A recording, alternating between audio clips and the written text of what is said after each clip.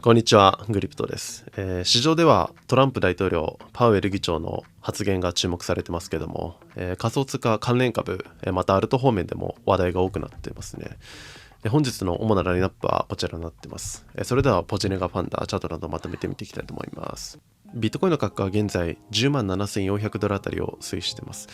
発表された指標の方では、米各指標がありました。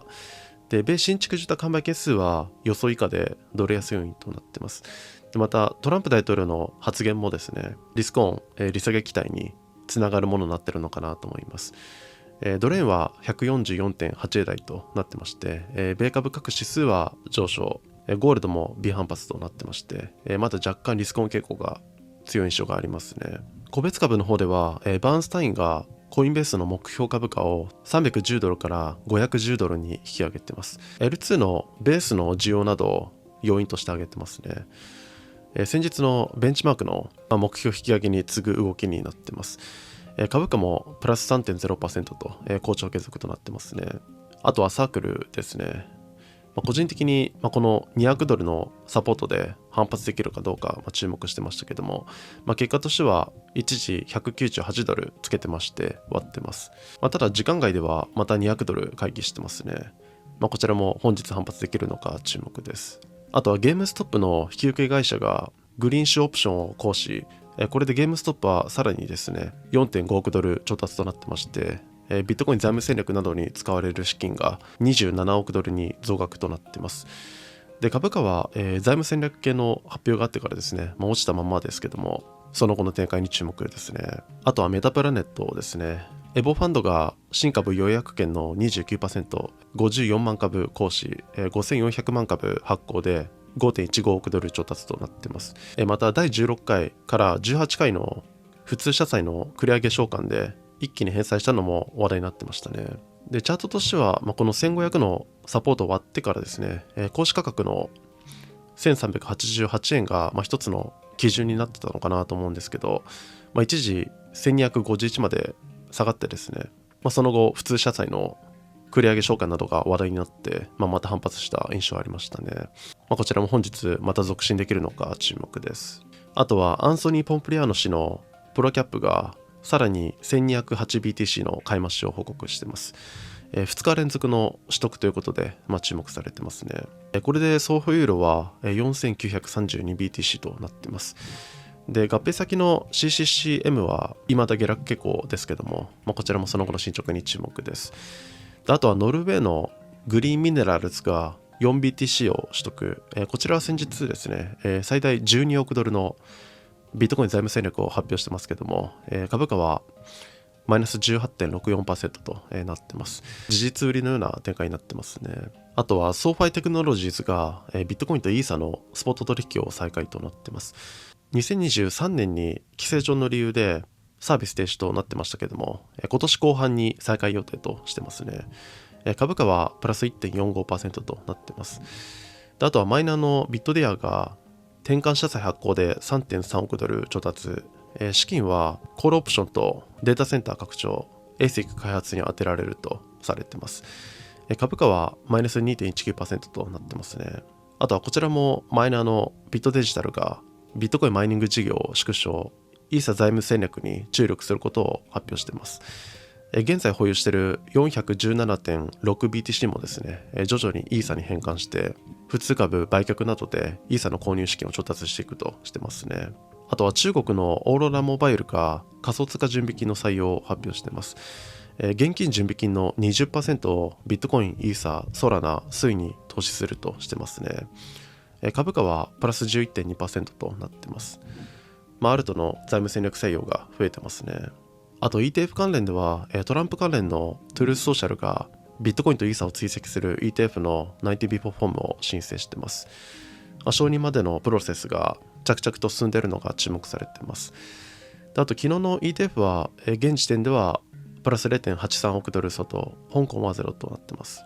先物の方では OI は全体でプラス 5.17%、732億ドル相当と未だ増加傾向となっています。オーダーブックの状況としては、上は10万8300あたりから目立つ状況となっています。指標としては6月26日に米実質 GDP、米経済受注、米中古住宅販売制約指数、6月27日に米個人所得、米 PC、米ミシガン大学消費者信頼感指数、6月30日に米シカゴ購買部業界景気指数、ラガルド総裁の発言などが控えています。全体としてはリスクオン傾向継続となってますけども、ビットコインのチャート的にはですね、時間足では前回高値を超えられずに、下に向かっている形状となってますね。日足の10万9000の抵抗まで到達できるかというのを見てましたけども、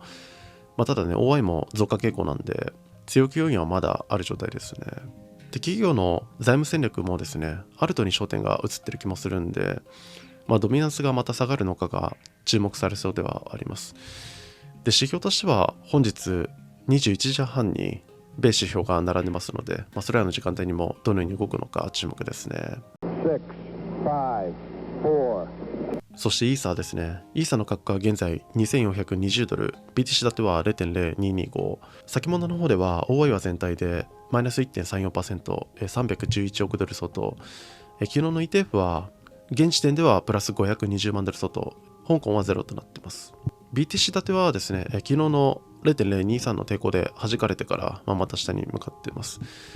もうすぐターニングポイントになってますけども、前回ですね 0.021 で反発してますんで、この下値を割らずにですね、再度上へ迎えるのか注目ですね。あとその他の動向では、米住宅規制当局の FHFA のプルテ局長が住宅抵当公社ファニーメイとフレディマックにローン申請者の暗号資産保有を審査対象として考慮するよう指示したことが注目されています。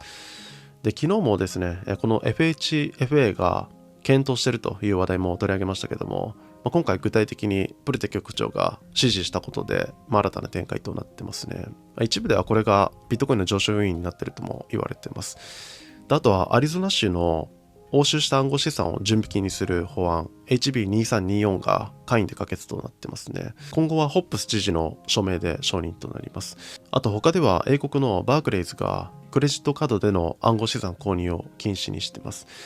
こちらは6月27日から詐欺などからですね、利用者を保護するための動きとされてますね。あとアルト関連では XRP レジャーの新バージョンリップルド 2.5.0 がリリースされてます。トークンエスクロー、プレミッションドデックスなどが追加されてます。あとソラナ方面ではインベスコギャラクシーがソラナ ETF 9ソルの S1 を申請、グレースケールがスペースエンドタイムトラストを立ち上げ、アニモカブランズの L1 モカチェインのリリースが発表されてます。メインネットは年末リリース予定とされてますね。あと他資金調達関連ではカルシが 1.85 億ドル調達、ザマが5700万ドル調達を発表しています。これらの今後の進捗にも注目ですね。アルトのチャート的にはですね、XRP は時間足の抵抗を抜けてから価格を維持しています。次 2.33 の攻防が視野に入ってますけども、続伸できるのか注目ですね。あとはソルですね。こちらも抵抗を抜けて維持しています。次150ドルあたりが抵抗となってますけども、こちらも続伸できるのか注目ですね。今日はこのとこですかね。世間の注目としては、まだ株の方が強い印象はありますけども、仮想通貨市場がここから盛り上がるのか注目です。何かありましたらコメントいただけるとありがたいです。よければチャンネル登録とグッドボタンよろしくお願いします。